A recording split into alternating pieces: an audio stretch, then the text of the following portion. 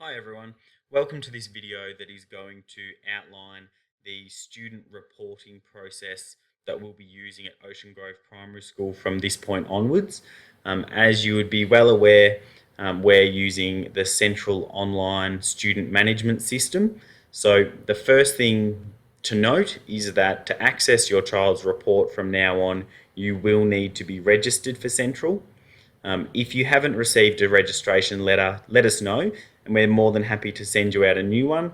If you need some help registering for Central, again, please just give the office a call. We're more than happy to help step you through the process of registering.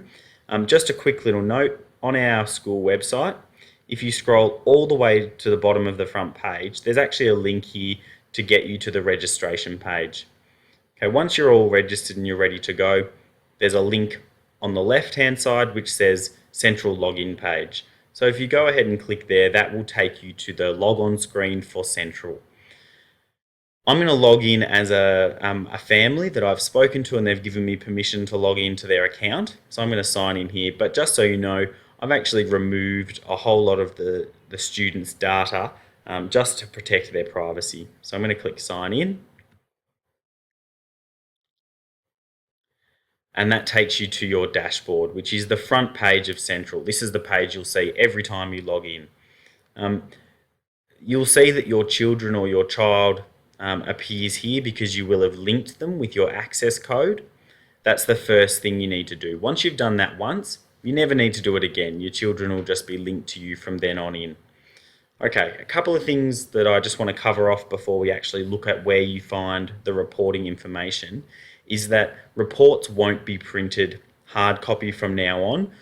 Families will log on and access the report via Central.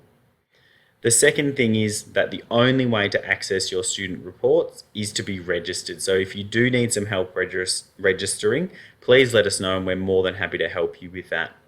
Okay, so now that I'm all registered and I'm linked to my children, I want to have a look at their report. So the first thing I need to do is click on their photo. And what you'll notice up the top is that there is a dashboard link. So if I click dashboard, that takes me to the main menu. Okay, the reporting link or the reporting tab is down the bottom and it's green. So I'll click on reporting. And then I get the option to click published reports. So I'll click published reports. This is where you will access your children's or child's report. So we've put the last 2 years worth of reports in here. And every time a new report is generated, it will appear in this section. All you need to do is click on the link and it will download as a PDF, or you can just view it on the screen. So that's where you'll find the child's report. I just want to cover off what's actually included on the student report because they do look a bit different to what they have in the past. So the things you can expect to see on your child's report is an overview page. That will be the information page. It will tell you where to find additional information on Central. It will give you information about the OSVALS levels and how they convert to age groups and year levels at school and other information. There will be a teacher general comment. There will be a progression point page for all of our core subjects and our specialist areas. There'll be a 7 C's of learning page, so the personal development page, and then there is a list of school activities that your child has done. So that's where you find the actual report and what's included. The section that you will notice is different is the information about what your child can and cannot do in literacy and numeracy and the other curriculum areas. To find that information on Central, you go back up to the main menu and then you go all the way down to school records. If I click on school records, we land on this overview page. So every subject area, so languages, this is Indonesian, humanities, geography, all of those curriculum areas have what's called a tracker. So the tracker goes from prep all the way up to year 10 or 11, and it has all of the skills that the students need to demonstrate to achieve each of the curriculum levels or each of the OSVALS levels. So you can see along the top here, there's 0.5, F, F.5, 1. What they refer to is the OSVALS level. So Students in grade 2 are working towards OSVAL's level 2. Students in grade 4 are working towards OSVAL's level 4.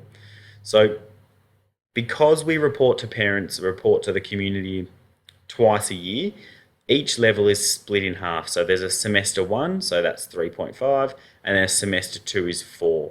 So when I jump in and actually have a look in more detail, you'll be able to see how the statements are split up. So you can see that these boxes are color-coded. Now this is probably not the greatest example, but we'll go through it.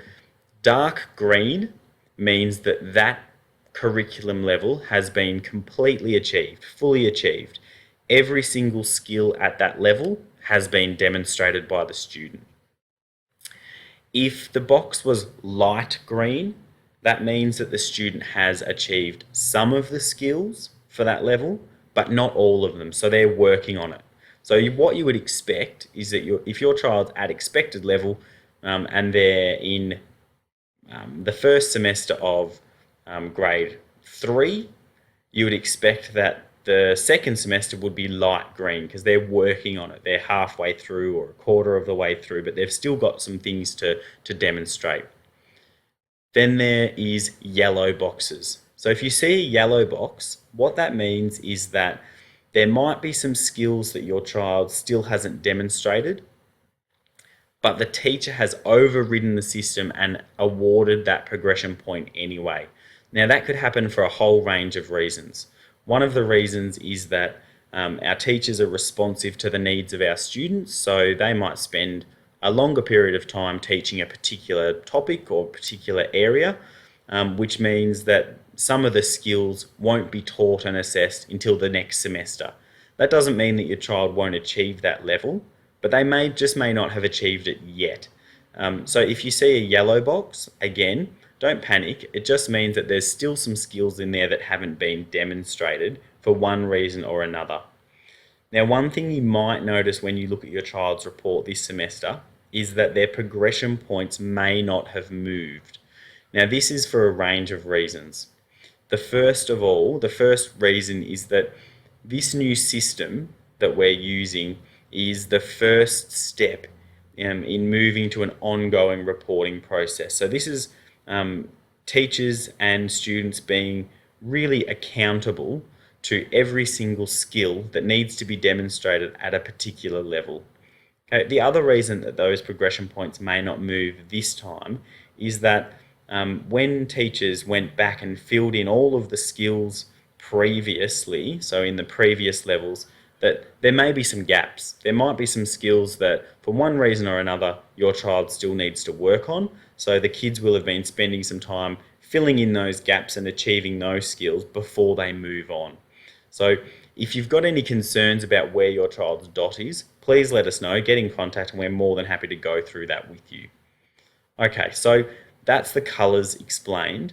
If I want some more detail about what the student can and can't do in any particular area of the curriculum, all I need to do is click on the blue hyperlink just here. So we're going to have a look at Indonesian, communicating in a language other than English. So if I click on that one, it takes you to what we call the student tracker.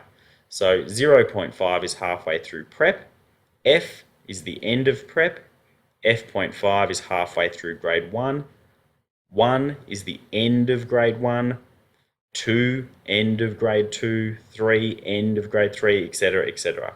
So what you can see is that Grace at the moment has achieved everything that she needs to achieve up until halfway through grade 5. So she's at a 4.5. She's got 2 skills that she needs to demonstrate to achieve level 5 or the end of grade 5. Now there's a couple of things to note in here. When the skill is green, that means it's been achieved, it's been demonstrated. When the skill is black, that means it's not achieved or not demonstrated. Now that's really important to note. Just because it's black, it doesn't mean that the child can't do it. It just means that it hasn't been demonstrated. So they may not have had the opportunity to show that they know or can do that particular skill yet. The green box up the top means that the whole, this is called a cluster. So it means the whole cluster or the whole progression point has been achieved. If the box at the top was yellow, it would mean that some of the skills have been achieved, but there's still a few that need to be worked on. And if the box at the top is grey, it means that, that particular level hasn't been started yet.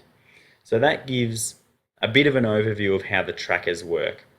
If I wanted to go and look at another child's report now, all I would need to do is click on the link, select that different child, and again, go back up the top, and I can go to reporting to access the child's published report, or I go to school records to get the overview of all the subject areas. Now, I'm not going to scroll down just because I don't want to show all of the levels for this particular child, but if I was to go down, you would see reading, writing, speaking and listening, maths, all of the other curriculum areas. So that's a bit of an overview of the student reporting process that we're using. If you've got any questions, please don't hesitate to give us a call and ask. Have a chat to your child's classroom teacher. We're really excited about this new process, and we think having access to this information about what your child can and cannot do is really great for us. It's really great for families because you have that information on hand throughout the year. You don't have to wait until mid and end of year to find out where your child is at with their learning. But it's also really wonderful for the kids.